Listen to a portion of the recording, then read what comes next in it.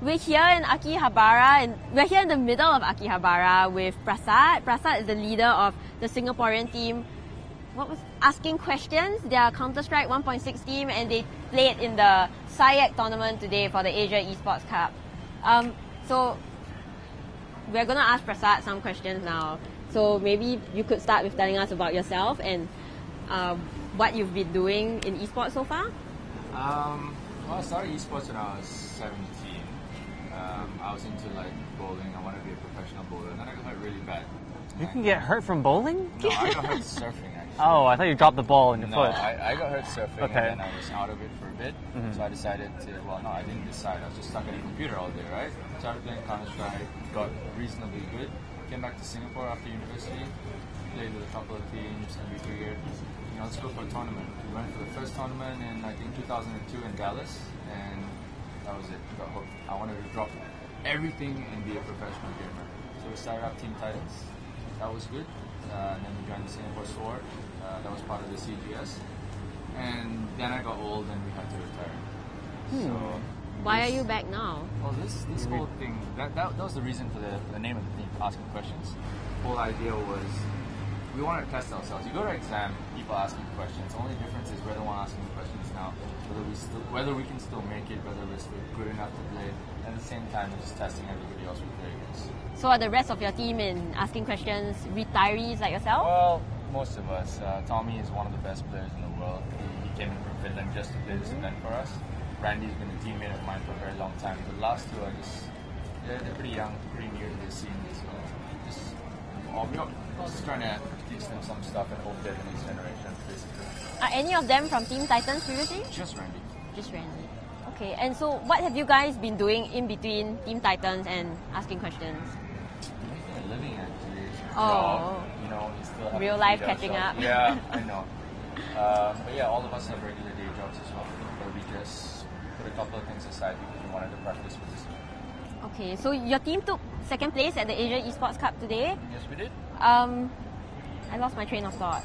How do you think that the home crowd advantage had any influence to the outcome? Because I know that Japan isn't traditionally known as a esports powerhouse, but they were able to win the championship today. How much of that played a role?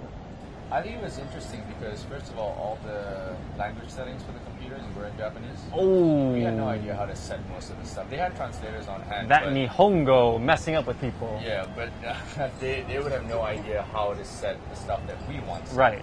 So that was a factor. I mean, having a home crowd advantage is always a big thing, but I'm not going to make any excuses. They were the better team today. They played well, we didn't play as well, and they deserved to win. Where do you think your team went wrong? Communication, really. It was so loud, so noisy. A lot of times we started yelling over our mics and things like that because we could not hear anything. When someone yells something, you don't hear it, you take a couple of extra seconds to register what they're saying, and that extra couple of seconds... You're a headshot. Yeah. Lying in your own pool of blood. It takes 2 seconds for that to happen. Now, Singapore and esports. What more needs to be done to grow the scene and change society's Perception of esports in of Singapore. esports?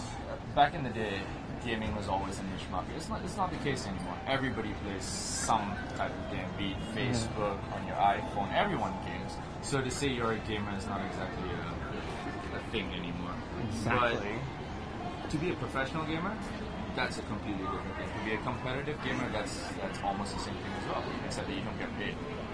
Do you recommend that other people follow your route in having a proper day job and using gaming as a side, or would you, I would say recommend that they go all the way full hardcore gaming all the time? In Singapore, no. I would say go to school, make sure you have your paper qualifications, but also be willing to sacrifice everything else. Weekends out with friends, that pretty girl that you want to go out with, give that all up, because if you want to be competitive at something, you spend every other waking minute of your life doing that. What have you given up for professional gaming? Women, time out with friends, time out with family, that's the thing I miss the most. I've given all of that up. This is the what How many years has F1 I don't been believe around? you've given up much women over the years. You look like that guy from Fist of the North Star, that big guy. Ken. Ken. Yes, there was a model of him at Tokyo Game Show. I feel like I'm Was there? speaking to him right now. No, It followed us do. from you Makuhari. have to give up stuff Uh-huh. like that. And I've never been in Singapore for any F1 event over the past couple of years. Because So of? it's always been some gaming related thing that we've had to leave the country. So I haven't celebrated my birthday in over, I don't know, 9 years. Because Wow. every birthday, well, my birthday is in August, and that's like a prime time for big events. So you either say happy birthday to each other on the plane, or you just say happy birthday to each other right before you go to bed, because the next day you have an event. There are no Oh, drinks, no dear. cutting cake, nothing like that. It doesn't happen. I noticed that Singapore this year for the Olympics performed quite well for the women's team. They brought home 2 bronze medals. But of course, those players were actually imported from China, just like those pandas, Yeah. Kai Jia Kai. Jia and Kai Kai. I was surprised they had their own IDs. Right. And also on your team today, there are some foreigners. Correct me if I'm wrong. Just one. Is it important when you're representing Singapore to be born and bred in the country, or is it of no importance, do you think? A lot of... I honestly don't care. Mhm. If you put in the hours, if you put in the hard work, if you're proud to wear that jersey, if you're proud to represent the country that you're playing for, then as far as I'm concerned, if you win, that's a win for the country. I mean, everyone goes like, oh, it's a foreign home, import, this, that. Hey, we still won. Right. And that's what counts. So what's Tommy gonna do after this? Well, Tommy's going back to school tomorrow. He's still in university. So Okay. diligent. He's flying So back, young. right? Like last night, he was doing his economics homework or something Wow. like that right before the event. So, like I said, if you want to do this at a high level, you give everything up and then just work everything else around. I wish people in the fighting game community could also balance academia and gaming. Maybe they'll get the hint after they watch this video.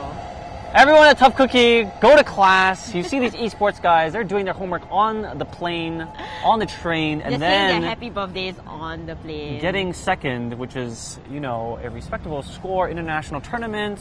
What are your plans going forward to ensure that you never get second place again and you're coming home with that first place trophy? Well, for Counter-Strike, I don't know. This could be the last 1.6 event. Right. Because, I mean, not many organizations are picking it up. But personally, I am thinking of rebuilding Titans Esports.